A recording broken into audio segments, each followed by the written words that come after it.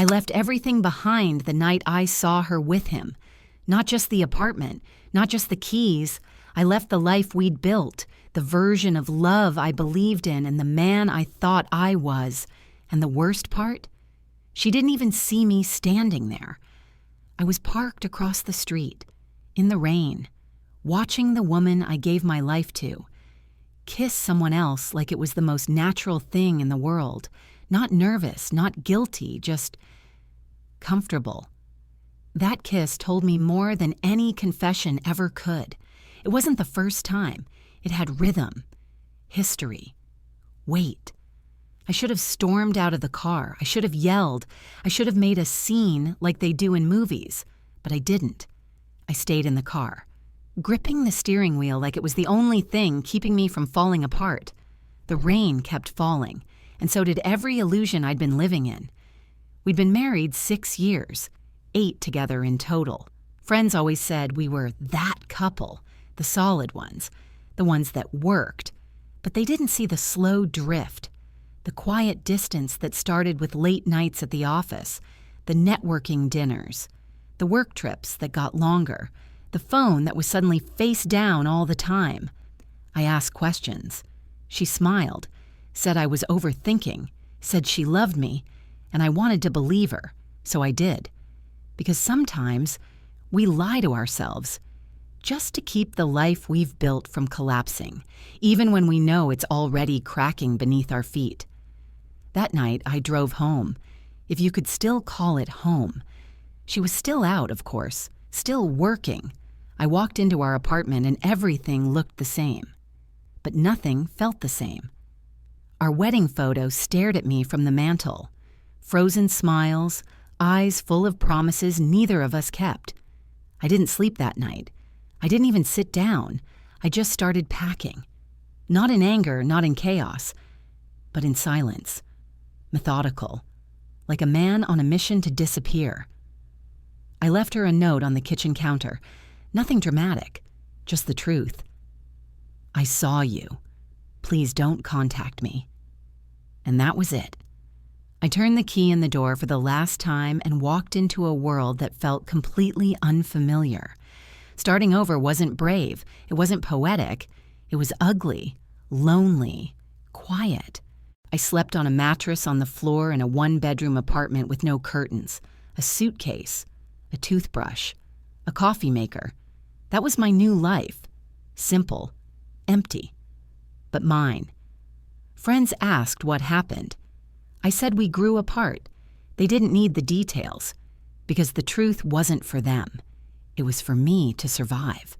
I deleted her number, blocked her on everything, avoided the places we used to go, because healing doesn't happen when you keep walking through your old life hoping it'll feel new. I stopped checking my phone, stopped hoping for an explanation, because what could she say that would make any of it better? I didn't mean to? She did. You don't fall into someone's bed by accident. It just happened? Nothing just happens. Lies take planning. Secrets take effort. So I focused on me. Started going for walks again. Cooked for one. Picked up old hobbies I'd abandoned when we became everything. And slowly the silence started feeling like peace instead of punishment. The nights stopped feeling so heavy, and the mornings came without dread. It wasn't happiness, not yet, but it was freedom. And freedom, I learned, is worth everything. Then one day, almost exactly a year later, I saw her again. She was standing outside my office building, hands in her coat pockets, hair tied back the way she used to wear it on lazy Sundays. My first thought wasn't anger. It was confusion. Why now? She looked at me like she was seeing a ghost, or maybe like she was the ghost. I need to talk to you, she said, software hesitant. I didn't say anything, just stared and waited. I messed up, she said. It's over with him. It's been over for months. I made a mistake. A mistake. That word again, so small, so convenient. You didn't make a mistake, I said finally. You made a choice over and over again, and now you want me to help you feel better about it.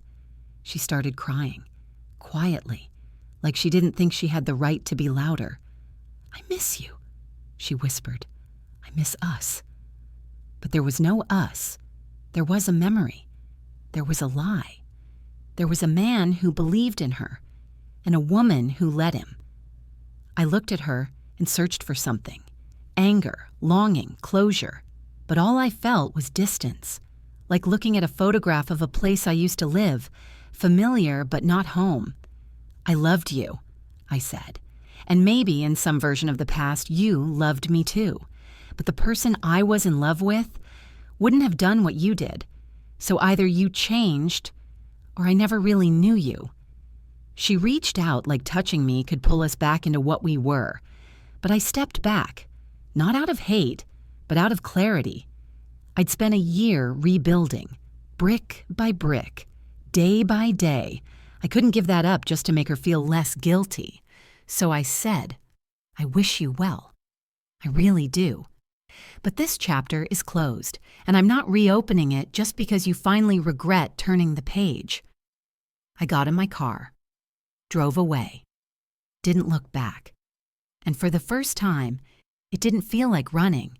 It felt like choosing myself.